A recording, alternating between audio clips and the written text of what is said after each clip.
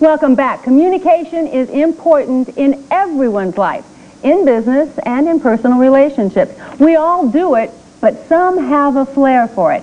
Call it charisma. They just compel us to listen because we want to understand what they have to say. Well, if we all possess a little of this commanding skill, we need to be creative.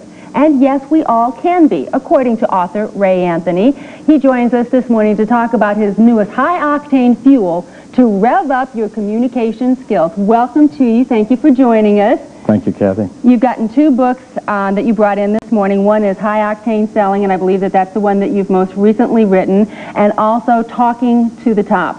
Talk to me. Which one do you want to talk about first? How about Talking to the Top? You got it. Okay, because you're talking about major league executives, how to make that kind of presentation. Exactly. How do you do it? What makes a good presentation? A good presentation actually follows a lot of the guidelines that you folks over here use. It's going into sound bites. It's giving them brief, concise, clear, persuasive, interesting little chunks of information that are useful to them and to focus on a strategic. It's being effective and efficient at the same time. What are the biggest mistakes people can make? They over-prepare, believe it or not. They try to do what I call station identification. They try to over-impress the executives, and it doesn't work. Or they'll bring in a stack of about 100 overheads and do a data dump on the executives. That's not what they want. They want clear, concise, key messages that they can understand and use because they're going to be making decisions. Time frame. How long should you talk? A typical executive presentation will last anywhere from 15 minutes to 30 minutes, but it's great if you can get it done in 10 minutes. Okay, now, a lot of us are never going to have the opportunity to stand before the chairman of the board and all these top exec types, but we'll have to do it in some form or another with our coworkers or perhaps groups that we work with at churches and so on. Can you apply the same type of thing there? Oh, absolutely. Again, Kathy, it comes down to being concise, being clear, being persuasive, and having a nice conversation with individuals. And don't go into a lot of detail. Just give them the key points, and people will appreciate it. They'll listen a lot more and a lot better. We're so uncomfortable speaking in front of groups.